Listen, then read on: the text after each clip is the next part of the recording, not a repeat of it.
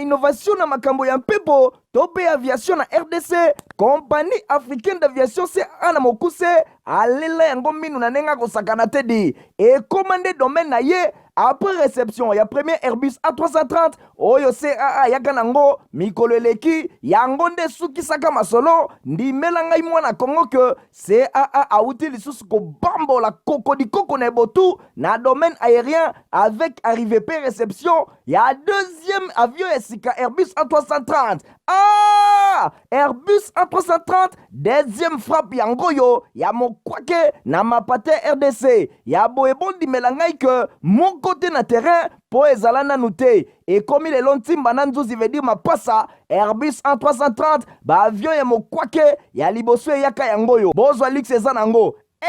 net sokyo matio kitana ote po confort nango ezana ba angle nyonso kobana na bakiti na couloir na first class na classe économique et bongo bozo ya mibale yangoyo nyonso ezana excellence pe noblesse moko hors pair boye bape bosimba que Airbus A330 eza ba marque ba avion oyo bomodaka na international ba compagnie aérienne de renom pe crédible nde basalelaka yango bokokuta yango na bamboka lokola Allemagne veut dire na machaft pe ba pays européen belé kutu batu ya bafaire pe mingi ya minene na monde mingi basalelaka yango pona kitoko pe bopeto na luxe na yango surtout mécanisme ya sécurité eza nango chaque siège ndenge kaka boza komona eza na mwa mini télé oyo kotalela bafilme ennui, fatigue, okotika la koyoka yango te USB na pointe pour le chargement ba téléphone tope ba utilité mosusu Airbus A330 ya mibale ya CAA et komi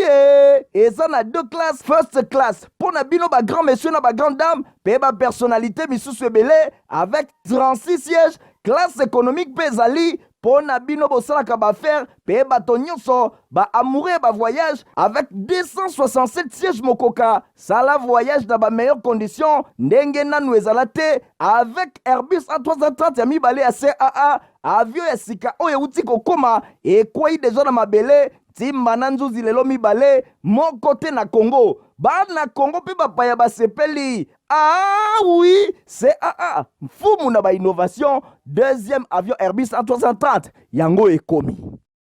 Mardi, et là, Nabino, merci pour votre belle bossa, ma télévision, Nabino pour la colonne d'info, le journal, il y a peuple pour le peuple. Merci, na fidélité, peu confiance, pour ça qu'on continue, qu'on a nango, na journal, Nabino, tout fond, la journal pour le qui est président de la République, Félix Antoine Tshisekedi Tshilombo, à l'ancien qui, depuis il y a cité à l'Union africaine, cérémonie d'ouverture, il y a troisième rang, il y a, pour parler, il y a Nairobi, et Longo, on a groupe armé. Nadine Asson a Pessibino, bas détail. Intervenant qui n'a la vision conférencière ni président de la République Félix Antoine Tshisekedi Tshilombo oyo ayeba kinanu na ko remercier ba homologue na ye Tomoni Bongo Evariste Ndayishimiye ya Burundi William Ruto ya Kenya facilitateur Uhuru Kenyatta pe MONUSCO pona implication na bango na koluka kimia la République démocratique du Congo directement président ya République Félix Antoine Tshisekedi Tshilombo a s'adressé à près de 200 participants et pas yuapi a talisi bango ndenge troisième consultation et ça ko constituer opportunité moko ya malamu kati na bango pona ba s'inscrire na nzela ya kimia pe développement. Tobeta bongo masolo ya Assemblée nationale pour l'ensemble que honorable président ya Assemblée nationale Christophe Mboso ya yambaki mokolo lundi 28 novembre Alberto Patrongeli ambassadeur ya Italie accrédité na République démocratique du Congo ya yaki pona ko plaider pa ya président Mboso pona o Italie candidature na bureau ya exposition universelle ya 2030 kuna na Rome héritier mapine mapesi bino ba détail. Honorable Christophe Mboso Nkodyampwanga, président de la Chambre basse du Parlement à Yambaki na audience lundi 28 novembre 2022, Alberto Petrangeli, ambassadeur ya Italie accrédité na République démocratique du Congo, ba échange oyo ezalaki mingi comme na soutien ya RDC na candidature ya Italie pour na exposition universelle ya 2030. Na suka masona bango Alberto Petrangeli alobaki boye alobi aye ko présenter ba civilité na ye et pas ya honorable président ya Assemblée nationale. Balobelaki pe ba relation entre bamboka mibale possibilité ya kolanda futur moko proche na niveau ya diplomatie parlementaire pe lisusu na niveau ya puissance ya centre italien na RDC pe balobelaki appui ya RDC na candidature ya Rome pona oyo etali exposition universelle ya 2030 alobi bazali kozela ke RDC ayeba na ko appuyer Italie to appuyer candidature ya Italie année prochaine na Paris na bureau international ya exposition. Na masolo kaka ya Assemblée nationale boyeba ke plénière ezalaki organisé mokula vendredi ya mardi 29 novembre na Assemblée nationale le honorable député ba adopta ki projet ya loi na o etali prorogation ya état de siège bo simba ke ba examina ki lisusu rapport ya commission PAJ po na o etali proposition ya loi o ezali ko fixer ba principes fondamentaux pour la protection et la réparation ya ba victime ya ba violence sexuelle liée na ba conflit ba détail élément au bokolanda yango na journal na biso ya mokolo ya lobby tobeta masolo ya distinguée première dame Denise Nyakero Tshisekedi aza ko participer du 29 au du 28 nanga koloba au 29 novembre na conférence mondiale sur la prévention de violences liées na ba conflit ba détail élément au pe lisusu bokolanda yango na journal na biso ya mokolo ya lobby na masolo mususu boyeba ke secrétaire général adjointe ya parti politique agissant pour la République maître Dorothée Madi Aye akitaki bongo na district ya Tchangu pour na sensibiliser base naye par rapport à makambo etali enrôlement héritier mapinde mi 2022. Parti politique agissons pour la République, Arep Namokuse, parti cher, ya autorité morale, ministre d'État en charge ya aménagement du territoire, maître Guy Luando Mboyo, bakita kibongo na base na bango na district ya Tchangu, ezalaki secrétaire général adjointe, maître Dorothée Madia, ayaki na Tchangu, objectif ezalaki ko sensibiliser ba base na bango pambate, calendrier électoral ici et bimaki depuis week-end eleki, maître Dorothée Madia liboso ya base ya AREP atalisi bango ndenge nini tango enrôlement ekubanda esengeli base ya AREP ba s'enrôler massivement tango bako s'enrôler massivement nde bako sala ke AREP ya autorité morale maître Guy Luando Mboyo bayeba na kobimisa ba député ebele boye bango pe bako sala ke chef de l'état Félix Antoine Tshisekedi Tshilombo ayeba na kozwa deuxième mandat omoni na lati banani na nzoto na ngai Parti béton,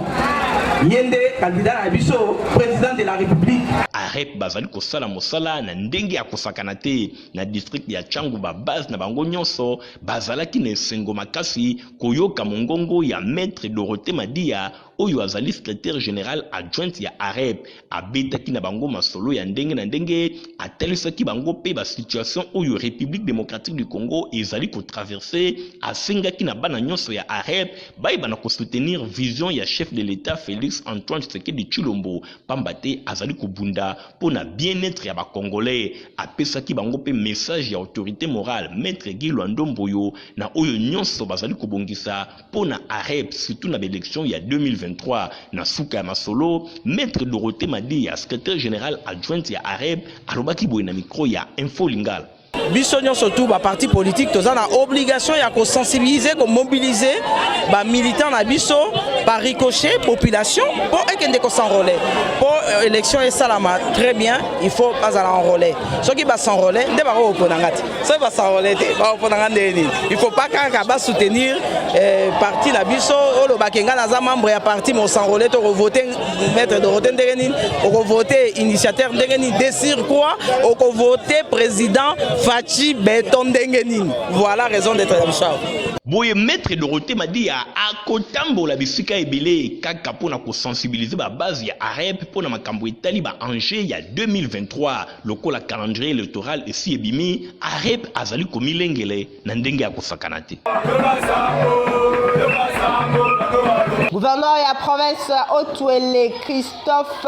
Nangaye ayambaki mokolo uti koleka na cabinet ya Mosala pula na isiro député provincial Espérance Nanzale Lola. Naldi na son apesi bino ba précision. na kosilisa na ye masolo na gouverneur ya Haute-Uele mwana mboka Christophe Baseane nanga boyebake eli provincial ya territoire ya Wacha liboso ya bapandisango adevoilaki objet ya bokutani oyo epai wapi ayebaki nanu na ko remercier chef ya exécutif provincial excellence Christophe Baseane nanga na ndenge apesaki opportunité ya kokende ko se faire soigner na Kampala na Uganda ya mibale motif nango ezalaki pona ko signifier na monsieur le gouverneur ya province ya Haute-Uele ndenge insécurité ezali kokoba na territoire ya Wacha notamment na ba différents sites miniers bosimbake eli ya Wacha